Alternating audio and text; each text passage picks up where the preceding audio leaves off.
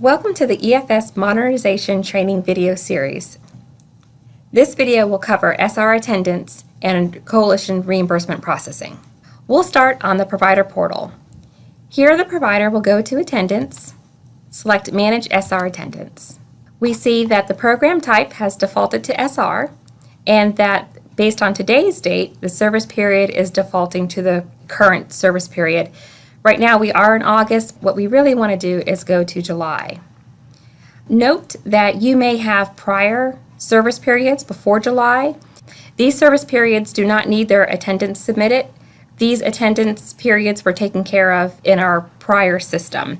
Where we need to start here is July 1st, 2018 to July 31st, 2018. So let's go ahead and select that. If you contract with more than one coalition, you'll have rosters per coalition. So here, I just have one with the ELC of Big Bend. In the middle here, you see a due date. This indicates the date the attendance is due to the coalition. When it's red and has an exclamation box, it's letting you know that the attendance is late. For transition purposes, we know that attendance is late right now. Providers will not be penalized. Over to the right is a box that talks about some summary information regarding the class. It says the attendance has not been submitted to the coalition. It has some care levels, the hours of operation, the number of students on the roster, and the paid holidays that have been agreed upon between the provider and the coalition. Down below, you see your roster of students. Here, you see 20 students at a time. If there were more than 20, you would have the ability to click Next to page through to the other students. There's a search feature you can use where you can type a student's name and it'll zero in on that particular student. You can also do it on a date of birth, whatever the search criteria may be. In the middle here, you see the attendance calendar. This is showing you the number of children that are enrolled that day. So let's see here. Let's go ahead and open up a child. So we'll go ahead and click on Catch Up here. We see that each day is populated and it defaults to present. The child is scheduled to be here full-time every single day, Monday through Friday. The provider is closed on the weekends. There's a legend down below that talks about each of the colors and symbols included on the attendance roster. X is present, and the FT is their unit of care for the day. To record absences, just click on the day the child was absent, and the X becomes an A for absent. You're required to select a reason. These are the authorized reasons for absences. You may also select other reason, in which case you're required to leave a note. You also have the opportunity to attach a document. In this case, we don't have a reason and we certainly don't have a document, so we'll go ahead and click Save. But let's say the child is sick on Thursday and Friday of the next week. We'll go ahead and we'll put child illness, and we'll go ahead and we'll add a document and click Save. Now if you notice, we didn't have the ability to select multiple days for absences.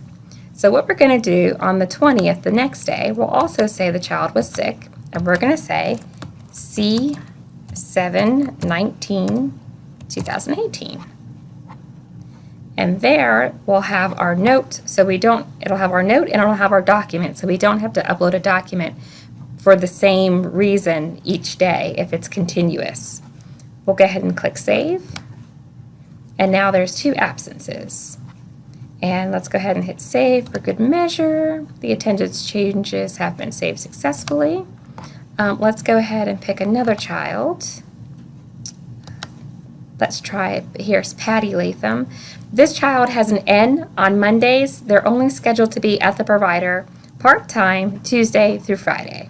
If for some reason the child does attend the provider when they're not scheduled to be there, you do have the ability to take an N, click on that, and change it to present.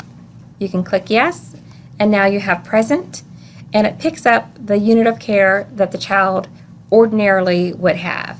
We'll go ahead and we'll put in another absence. See attached. Attach that. And we'll go ahead and we'll click Save. Now I'm sure you noticed the H on Wednesdays. That is because it's a paid holiday. You also have the ability to change the unit of care. So this child was not scheduled to be here on Mondays. We made the child present, and we'll go ahead and make them a full-time unit of care. So it says you're about to change the unit of care for this child. Do you wish to continue? You click yes, and you can say I'd like to change them to full-time, and click save. So now for this day, the child is there for full-time care. So in summary, if you'd like to make an absence for a child, you click the day where the X is, and you can select the reason, you can leave a note, and also attach a document. If you have multiple days where the note is going to cover, you can reference that in the note so that you don't have to upload the file over and over again for each day. You also have the ability to view a summary. You can click this button here and see a summary for each of the children on the roster. The last several columns indicate the total number of absences, that's A, the total number of present days, your X, the total number of holidays, that's your H, and the total number of non-scheduled days. You can print this if you'd like by using this button here. All right, I'm going to click X to close it. Let's see here. When we opened the child, there was also this summary box here that has a little bit more of their demographic information, and as absences are saved, the numbers are refreshed. So let's go ahead and get one more absence here for this child, and we'll say illness, and click save. And you can see I have 1 day absent now and 20 days present and 1 paid holiday. I'm going to go ahead and save that. Click OK. If you were doing your attendance on a regular schedule, be it daily or weekly, you can go ahead and save and exit. Save and exit will take you back to your dashboard. And let's open up Onion again. You can see my information is saved. Let's go ahead and get ready to submit to the coalition. You can click here, Submit to Coalition. In this case, our attendance is late. We know that because of the red due date at the top with the little warning symbol. But this pop-up is letting us know that the due date for the service period has passed, and late attendance may be processed in the next reporting period. You can click OK to continue to sign and certify.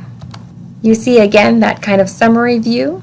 This is another opportunity for you to review what you are submitting for the month. And then you have some information here. By signing this form, you certify that you've examined this SR monthly attendance for payment reimbursement, and to the best of your knowledge and belief, the information is true and correct, and that if you have sign-in or sign-out sheets, those must be maintained for monitoring purposes, and they may also be uploaded to the document library if the coalition has instructed you to do so. You enter your name and click to certify by electronic signature and click submit.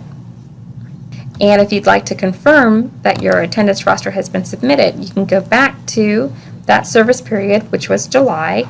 You can see now you're kind of in a summary view where you can't really edit or record any more attendance.